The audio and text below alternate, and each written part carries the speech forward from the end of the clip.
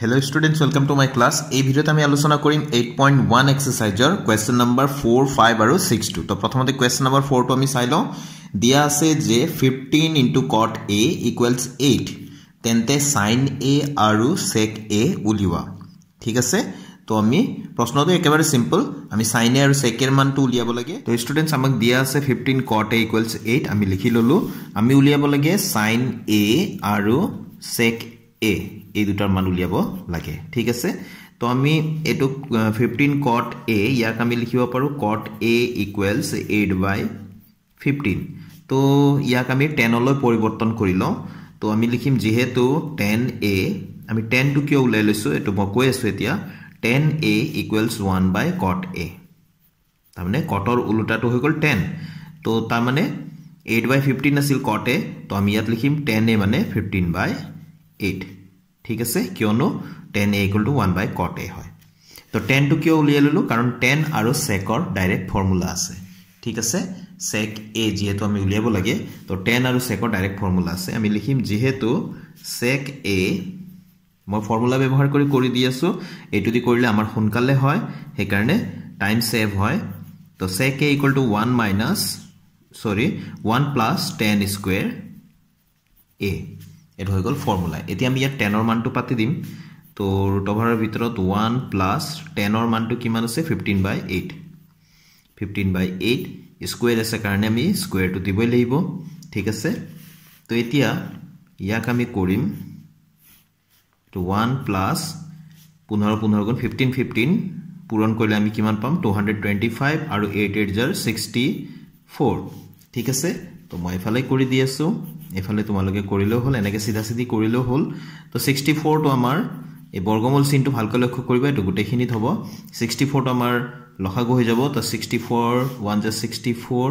আৰু প্লাস 225 হ'ব। কিয় হ'ব তোমালোকে নিশ্চয় গম পাইছা, কাৰণ 225 ৰ হৰত আছে 64 যেটো লসাগু হয় 64 এই, গতিকে এটো আমি কি পাতিব পাৰো ওপৰটো ডাইৰেক্ট আমি পাতি দিব পাৰো। ঠিক আছে? তো এতিয়া ইয়াত আমি পালো 64 টো তলত আছে, এইখিনি দুটা যোগ কৰিলে আমি পাও 289 মানে আকৌ 17 ৰ স্কয়াৰ। তো 64 মানে হৈ গল 8 ৰ স্কয়াৰ হয়নে 8 8 গুণ 64 আৰু 289 মানে 17 ৰ স্কয়াৰ। তাৰ মানে 17 মাল্টিপ্লাই কৰিলে আমি 218 পাও। তো ইয়াৰ পৰা আমাৰ কি উলাল ইকুৱেলস কিমান পালো 17 দুইটাৰ স্কয়াৰ আছে, গতিকে বৰ্গমূল চিনটো কেনসেল হ'ব। তো এটো 17/8 পালো। তো sec A মানে কিমান পালো 17/8। তো ইয়াত লিখি দিম এতেকে sec A equals 17/8। এটো আমি sec ৰ কাৰণে উলিয়াই আছিল হয়নে, এটো sec এৰ কাৰণে আমি হিসাব কৰি 17/8 পালো। তো sec A equal to 17/8 আমি পালো। এতিয়া আমি উলিয়াব লাগে sin A এর মান। তো sec ক আমি আগতে ইয়াত আমি উলিয়াই লওঁ যে যেহেতু cos টো আমি উলিয়াই লওঁ, যেহেতু cos A equals 1/sec A। আমি এই ফৰ্মুলা কেটা আমি জানিব লাগিব। তো cos ৰ মানটো কিমান হ'ব sec ৰ যেটো মান আছে তাৰ উল্টা হ'ব, তাৰ মানে 8/17। আমি cos টো কেলে উলিয়াই ললো, আমি যেহেতু sin ৰ মান উলিয়াব লাগে, sin আৰু cos ৰ ডাইৰেক্ট ফৰ্মুলা আছে, অভেদ আছে, গতিকে হেতু আমি ব্যৱহাৰ কৰিম। আমি লিখিম যেহেতু sin A equals root over 1 minus cos square A। তো ইয়াতে আমি লিখিব পাৰো যে 1 minus cos ৰ মানটো তো আমি উলিয়াই ললো 8/17। তো 8/17 আমি পাতি দিলো 1 to এয়া minus এয়া আৰু cos square A। তো cos A এৰ মানটো আগতে পাতিলো 8/17 আছে, পাতি ললো স্কয়াৰ আছে কাৰণে আমি ব্ৰ্যাকেটৰ ভিতৰত এই স্কয়াৰ দিলো। ঠিক আছে? তো এতিয়া আমি এটোৰ হিসাব কৰি দিও। এটো 1 minus ওপৰত 8 8 জাৰ 64 আৰু 17 স্কয়াৰ মানে অকমান আগতে পাইছিলো 289। তো এতিয়া ইয়াতে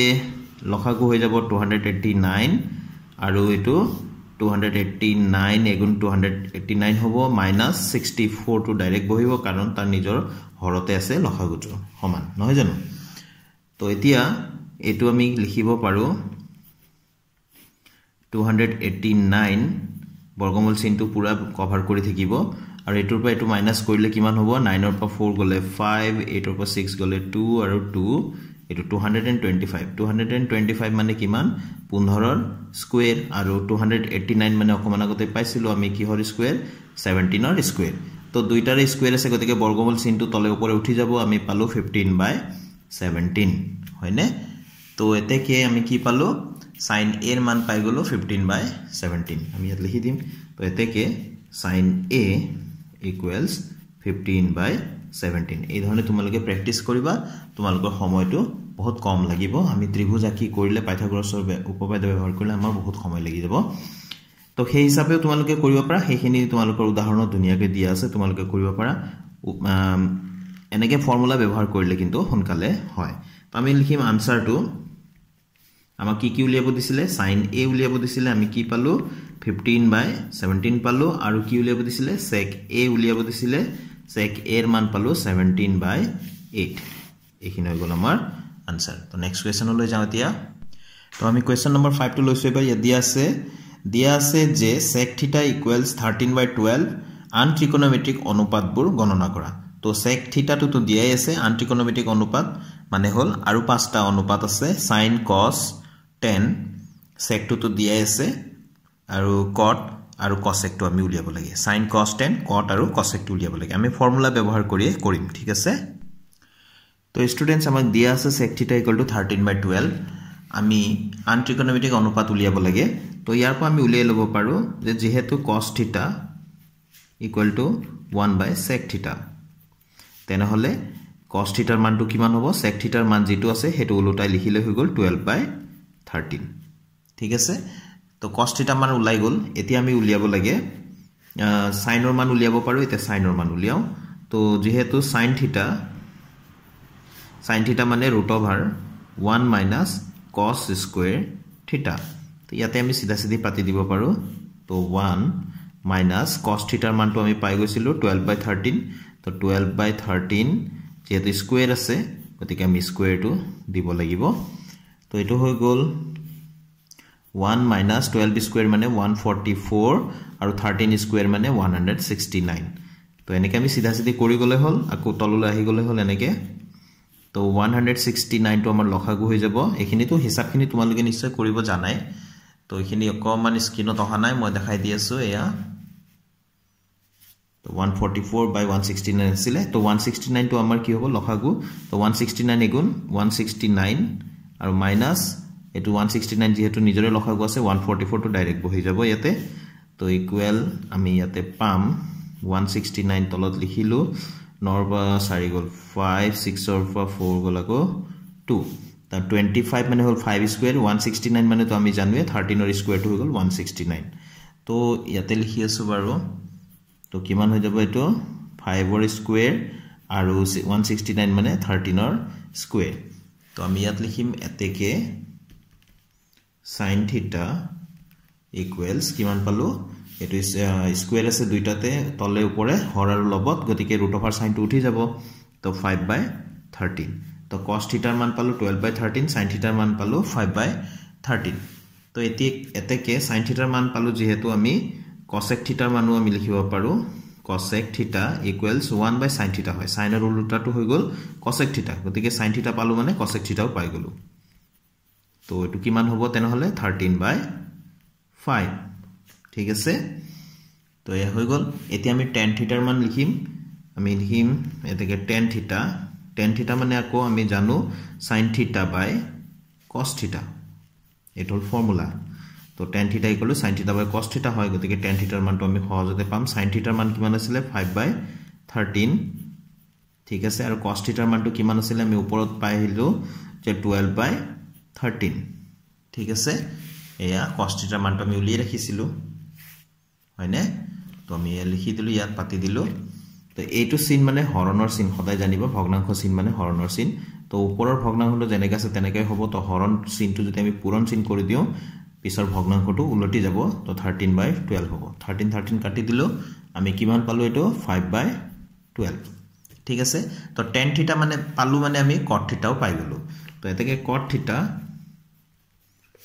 θ equals 1/tan θ এটো আমি ফৰ্মুলা মতে আমি জানো cot θ = 1/tan θ গতিকে tan ৰ মানটো আমি উল্টাকৈ পাতি দিলে হৈ গল 12/5 ঠিক আছে তো আমি পাঁচটা অনুপাত উলিয়াব লাগিছিলে আমি গুটেকেটা উলিয়াই দিলো কি উলিয়ালো ওপৰৰ পৰা এবাৰ দেখাই দিছো cos θ ৰ মান উলিয়াই দিলো sin θ ৰ মান এই আমি ক্যালকুলেশন কৰি আমি উলিয়াই দিলো যে কিমান হয় 5 স্কয়াৰ বাই 13 স্কয়াৰ √ ওভাৰৰ ভিতৰত তো এতেকে sin θ = 5 বাই 13 আৰু ইফালে cos θ = 13 বাই 5 আৰু tan θ কিমান পালো 5 বাই 12 হয়নে তো cot θ কিমান পালো আকৌ 12 বাই 5 হেখত স্টুডেন্টস আমি এনেকে সিজিল কৈ লিখি দিলে ভাল sin cos tan cot cosec এনেকে আমি লিখি দিম এটা দুটা তিনিটা চাৰিটা পাঁচটা তো sin θ ৰ মান 5 বাই 13 cos θ 12 বাই 13 tan θ 5 বাই 12 cot θ 12 বাই 5 আৰু cosec θ 13 বাই 5 আমি ওপৰৰ পৰা চাই ইয়াতে পাতি দিম সিজিল কৈ ঠিক আছে এতিয়া স্টুডেন্টস আমি কোৱেশ্চন নম্বৰ 6 টো লৈছো ইয়াত দিয়া আছে যদি এংগল A আৰু এংগল B সূক্ষ্ম কোণ হয় যাতে cos A = cos B তেন্তে দেখুৱা যে A কোণ সমান B কোণ এটো ইম্পৰ্টেন্ট কোৱেশ্চন হয় ভেৰি ইম্পৰ্টেন্ট কোৱেশ্চন এটো তো আমি একেবাৰে সহজ ভাবে এটো কৰিম তো স্টুডেন্টস আমি প্ৰথমতে ত্ৰিভুজ এটা আঁকি ললো ৰাফলি ঠিক আছে তো ইয়াতে C কোণটো 90 ডিগ্ৰী বুলি দেখাইছো কাৰণ A কোণ আৰু B কোণটো সূক্ষ্ম কোণ বুলি দিয়া আছিল গতিকে ACB ত্ৰিভুজত C কোণটো 90 ডিগ্ৰী আমি ইয়াত লিখি ললো ধৰা হল ত্ৰিভুজ ACB C কোণটো 90 ডিগ্ৰী দিয়া আছে cos A = cos B AB টো হৈ গল অতিভুজ কিয় অতিভুজ কাৰণ 90 ডিগ্ৰীৰ বিপৰীত বাহুটো যেটো থাকিব হেটো সদায় অতিভুজে হ'ব এটা সমকোণী ত্ৰিভুজত 90 ডিগ্ৰী যত আছে তাৰ বিপৰীত ফালে আমি চাম সেই বাহুটো সদায় অতিভুজে হ'ব তো ত্ৰিকোণমিতিত সূক্ষ্মকোণ সাপেক্ষে ভূমি আৰু লম্বটো কিন্তু সলনি হ'ব গতিকে এই সূক্ষ্মকোণ সাপেক্ষে ভূমিটো হৈ যাব AC যেটো সূক্ষ্মকোণটোত লাগি আছে সেই বাহুটো হৈ যাব ভূমি গতিকে AC ভূমি হৈ গল গতিকে আকৌ এই সূক্ষ্মকোণটোৰ বিপৰীত ফালে যেটো বাহু থাকিব হেটো হৈ যাব লম্ব একে ধৰণে B সূক্ষ্মকোণ সাপেক্ষে ইয়াতে লাগি আছে BC ডাল হৈ গল ভূমি আৰু B কোণৰ বিপৰীত ফালে যেটো বাহু আছে AC এডাল হৈ যাব লম্ব